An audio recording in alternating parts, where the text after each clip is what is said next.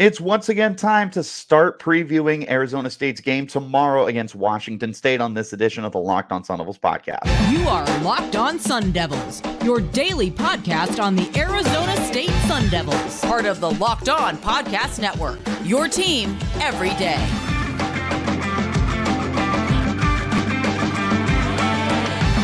Welcome back to the Locked On Sun Devils podcast, part of the Locked On Podcast Network, your team every day. My name is Richie Bradshaw, and I will be your guide for everything Arizona State Sun Devils. Thanks, as always, for tuning in, making us your first listen of the day. And, of course, a shout-out to my everydayers who are here every day. Wherever you get your podcast, hit like, subscribe, and turn on notifications so you get an update whenever we post new content. You can stay in touch with that content by following me on Twitter. You can find me at RichieBrads36 and the podcast at LO_Sun Devils. Today's episode is brought to you by Game Day. Download the Game Time app, create an account, and use code LOCKEDONCollege for $20 off of your first purchase. Real quick before we get started, it is game day for the World Series. The Diamondbacks are in it, just like we all predicted at the start of the year. You can see I'm hanging out in my super totally authentic D-backs jersey, number 21, Zach Greinke, one of my all-time favorites. Let's go D-backs, activate that valley, baby. And speaking of activating the valley, Arizona State is back home this weekend after a trip up to Seattle. They are going to be hosting the Washington State Cougars, better known as Wazzu. And this is, I'm not going to lie, this is a game we can win. This is a game we can win. And I'm really excited to talk about this because with the way that Arizona State has been playing this year, this feels attainable. This feels realistic. And I'm truly buying in to the Sun Devils in this game. Look, they were this close to beating Washington last weekend on the road. That's number 5 team in the country, right? They've been in games all year. They played really tough against Colorado. They played tough against USC. They should have beat Cal. Like, they're right there. They're right on the cusp of getting their first Pac-12 win. And I think this is the week that they do it. You know, spoiler alert, we will be talking about that towards the end of the podcast when we do our final score. If you're new here, then you're going to love our game day previews. Basically, we're going to go through the offense and defensive side of the footballs, break down some players to watch, bold predictions, score predictions. So let's go ahead. No more talking. We're going to get right into this. We're going to start with the Sun Devils offense. And the first big thing, the first thing on our list of things to do is figure out how to get the offense clicking through the passing game. And like, we've got some weapons out there. The problem is the quarterback play has not been good. Trenton Bourguet needs to find a way to step it up this week. You know, I love Trenton. I have sort of a relation with him. You know, we've had conversations and all that. He's a super nice guy. Love him to pieces. Absolutely thrilled that he's been able to get a chance this year. The problem is he's not been overly great this year. And I think that's probably the nicest way I can put it. He is completing, you know, real quality 62.1% of his passes, 922 yards over a handful of starts. So he's got back-to-back 300-yard passing games. Like, he's getting it done through the air. The problem is they're not able to capitalize in the end zone. Excuse me. He did have back-to-back 300-yard games. Last week he had 196. So a step back from what he has been doing. But 1 touchdown, 3 interceptions. That's just not going to get it done. Like, it's not going to get it done if he's Jaden Rashada, if he's Drew Pine, if he's Caleb Williams. That's not good enough. Bourguet's got to find a way to step up. And, you know, it goes with the rest of the guys too. It's not just Trenton Bourguet, but it is easy to look at what Bourguet's done and say, hey, you know, if this was a little bit better, we might be winning more football games. So need to find a way to get that to step up. But the offense as a whole, we're just looking for that consistency. I talked about it on yesterday's podcast, is finding that consistency in the play calling and the production. All of that is going to be key in this game. That was one of my 3 keys to victory, was having that consistency on offense. This is once again going to be one of the big factors here. And what works out in Arizona State's favor is they're going up against one of the worst defenses in the Pac-12 statistically. Like, you look at what Wazzu is doing this year. They are the 10th team in yards per game. They are the 10th team in passing yards per game, and they are the 11th team in rushing yards per game. And guess what? They are allowing over 160 rushing yards on the ground. This is a perfect opportunity for the Sun Devils to be able to get the ground game going, which has struggled this year due to injuries and other outside factors. This is the game to kind of get that going in the right direction. This is a subpar defense. It just is. Like, just call it as it is. They are the eighth team in points per game at 29.9. I'll be honest, I don't see us scoring that many points. We just haven't been that team all year long. I don't see that changing. I really don't. But I do see the production being able to be there, which is part of what we're looking for, is Trenton Bourguet to be able to step it up and all that good stuff. I'm hoping that this is going to be the game that kind of gets that trending in the right direction for the team. Flipping to the defensive side of the football, you're hoping that the turnovers can keep coming. Last week they had 4 turnovers. They've had 5 all year. So what you're hoping for is that this can be that momentum to help you get back on track, to get you moving in the right direction. Getting 4 turnovers off of Washington, the 5th best team in the nation, 3 of those coming off of Michael Penix, one of the front runners for the Heisman Trophy this year. That's huge. That's the kind of outing that really gets you thinking we can do anything. We can be the best defense in the Pac-12. We can be the best defense in the nation. Like, that's the kind of mentality that it brings to you. That's the kind of swagger that is going to hopefully get everything going for this team. Are they going to force 4 turnovers again? Probably not. Hopefully, though, you can keep the momentum up the rest of the year. Be happy with 1 turnover. Be happy with 2 turnovers. Like, you just need them to start stacking and hopefully finish the year strong, because at this point, you're definitely not expecting to win very many more games, sitting at 1-6. What is that? 5 games left? 5 games left. You've got Washington State this week. You've got Utah next week. You've got Oregon and Arizona. And why am I missing one? I can't remember. Well, neither here nor there. Point is, though, you've got some time to be able to start stacking some good games and good performances on the defensive side of the football to give you that momentum, to give you that swagger, that confidence to start forcing more turnovers. Hopefully that's going to be a continued factor for this defense. And then my biggest question is, what's your game plan for Cameron Ward? Cameron Ward is one of the best kept secrets in the Pac-12. He's very quietly been one of the top passers in the league. 2,217 yards on the air. He's completing 69.9% of his passes for a massive 8.6 yards per attempt. 15 touchdowns against 3 interceptions. He's been sacked a whopping 19 times, though. Hopefully you'll be able to get after him in the sack department, but this isn't a quarterback that's turning the ball over at an alarming rate. And he's throwing a lot of yards in the meantime. My question is, what are you going to do to counter what he's going to do against you? You know, he's been sacked quite a bit. Are you going to dial up a pass rush? Arizona State didn't get a sack last week, but granted, Washington's offensive line is very, very good. They were getting the ball out relatively quickly. It just got neutralized.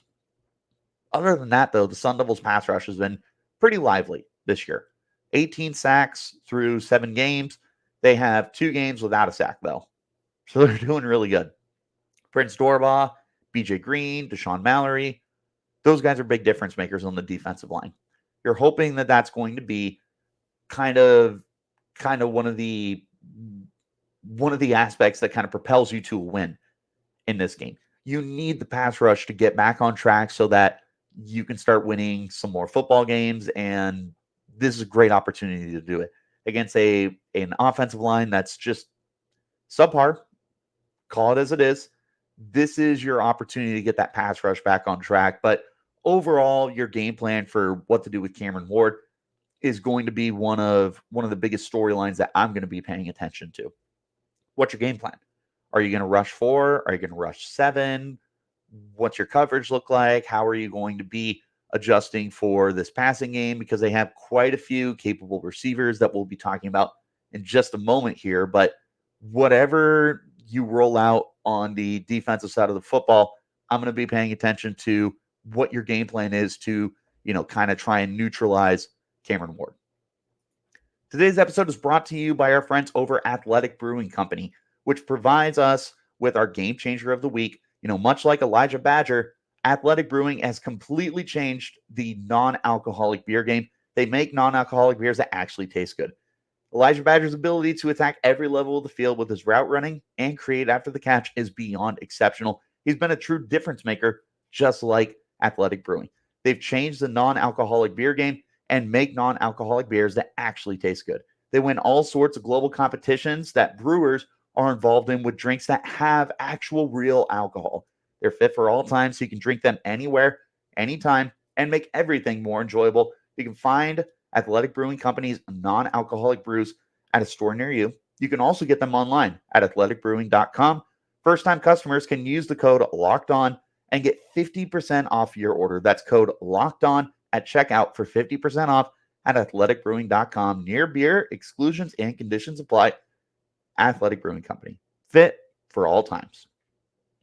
Also want to talk to you guys about our friends over at Game Time, because quite frankly, trying to get those last minute tickets is, pretty stressful.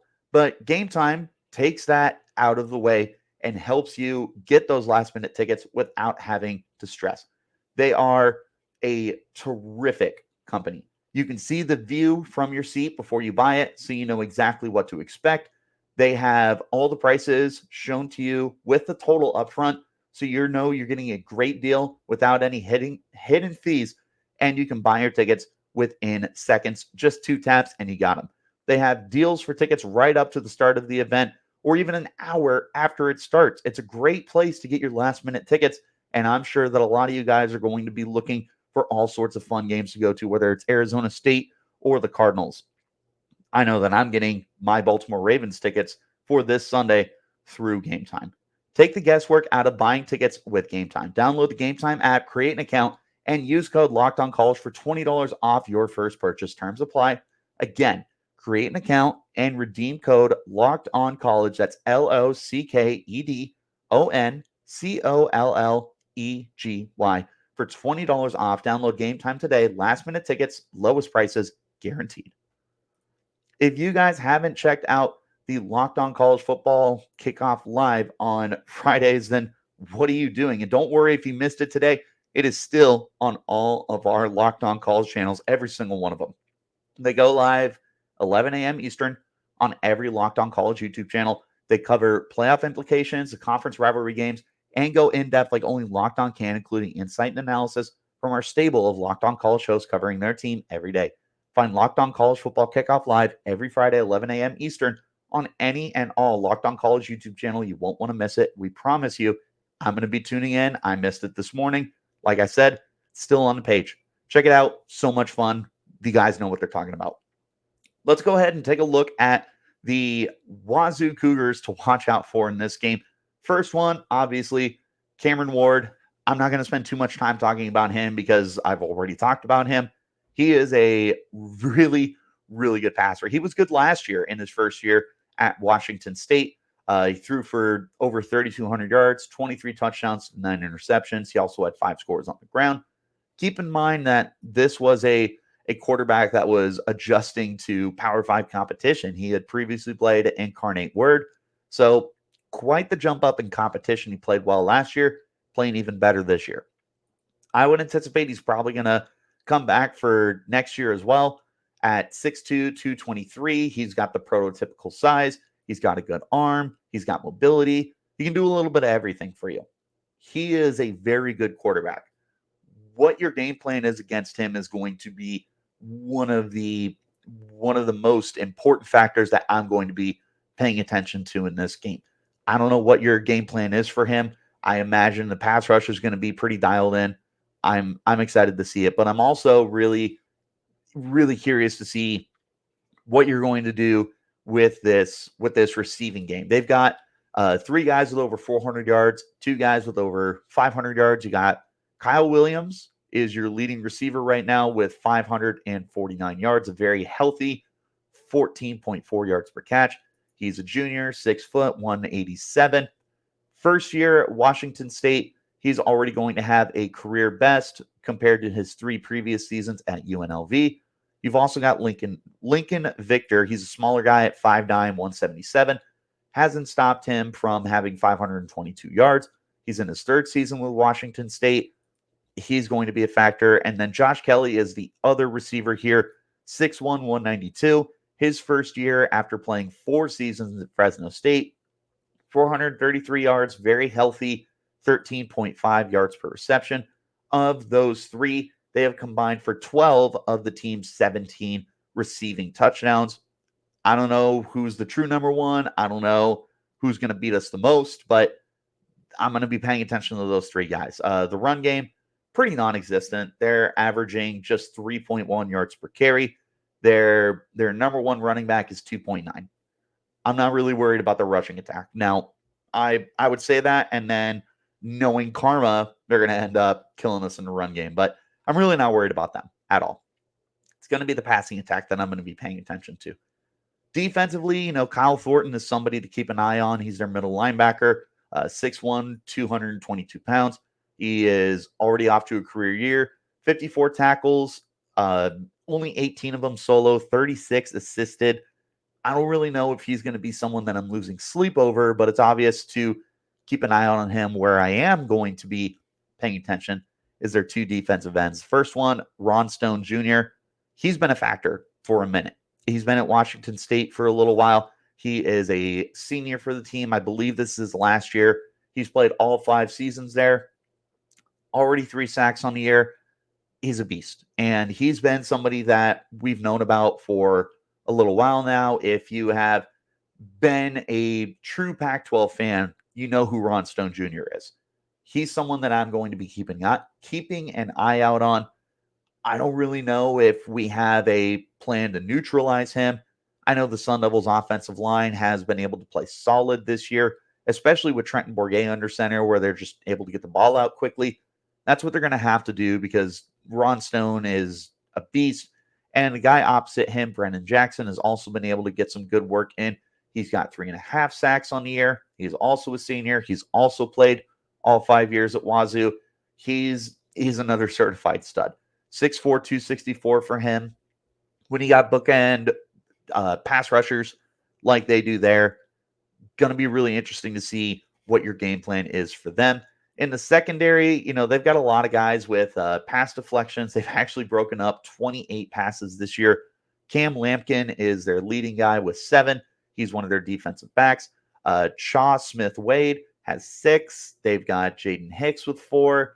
They've also recorded a pretty okay 5 interceptions, like nothing too crazy. Sam Lockett, the third, has 2 interceptions on the year. They do have 2 pick sixes, thanks to Kapena Gushikin. I apologize if I mispronounce that, and Jaden Hicks. Interesting to keep an eye out on, but overall, the defense doesn't scare me. I'm sorry, it doesn't. Like, again, hopefully this isn't a jinx where they end up coming out and just absolutely obliterating us.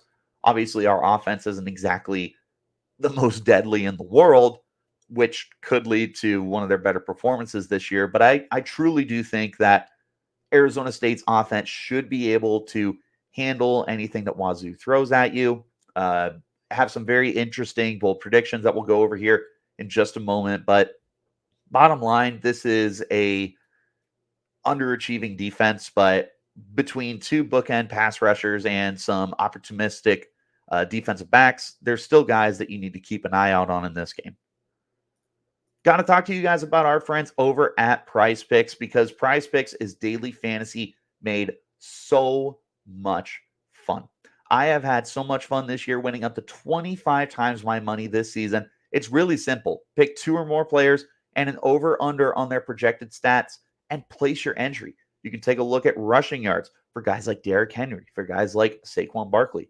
You can look at passing yards for Josh Allen, for Patrick Mahomes. You can look for touchdowns for Lamar Jackson.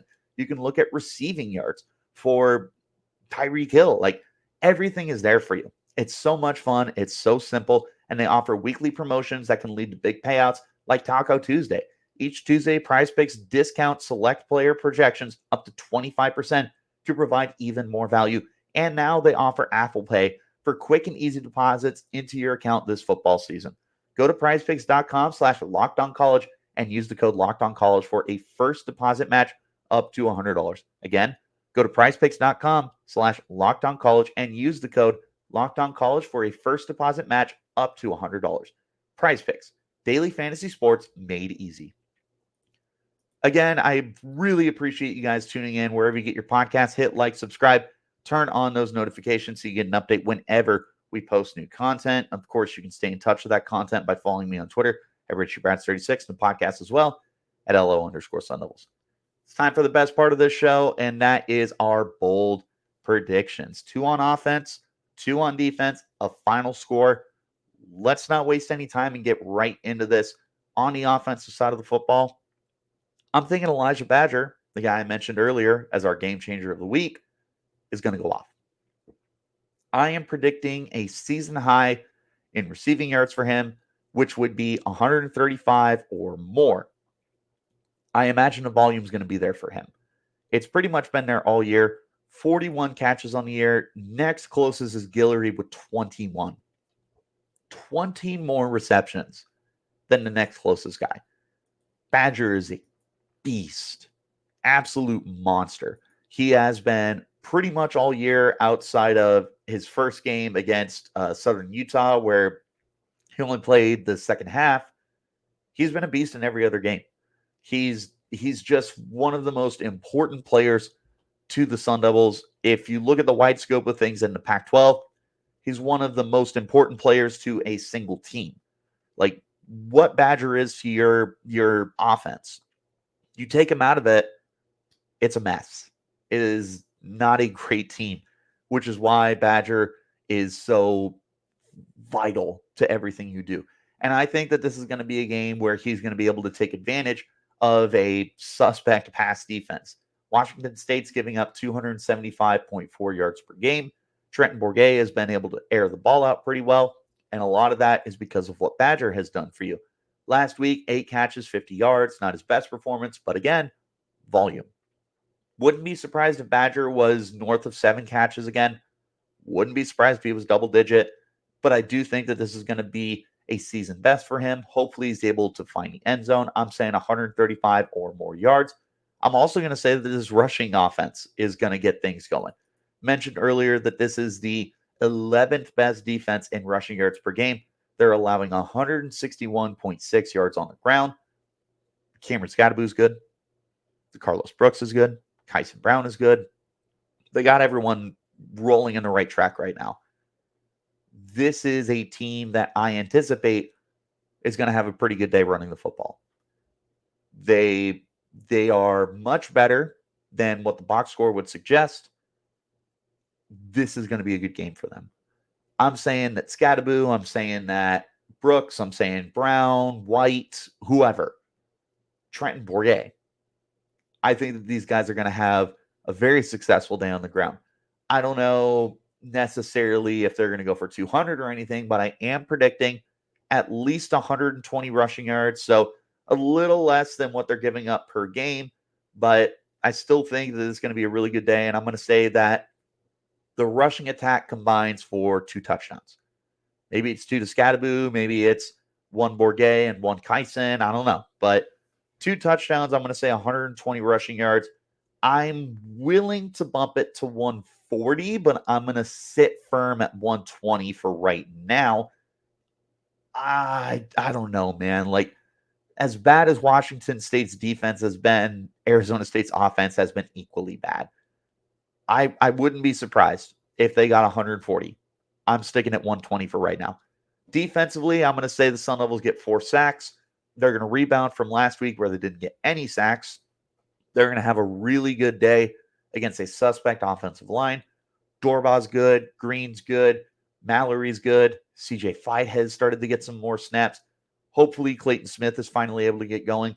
I imagine Brian Ward, who's coaching against his old team, is going to dial up some really good blitzes as well. I'm saying 4 sacks for this team. I think that they're just going to be living in the backfield. And speaking of living in the backfield, my final bold prediction is that the Sun Devils are going to hold Wazzu under their average rushing yards per game, which is at 87.9. The Sun Devils are in the top half of the league in rushing yards per game at 106.7. But then alternatively, Washington State is the second worst rushing attack in the conference at 87.9. So I'm saying that they're going to hold them under that.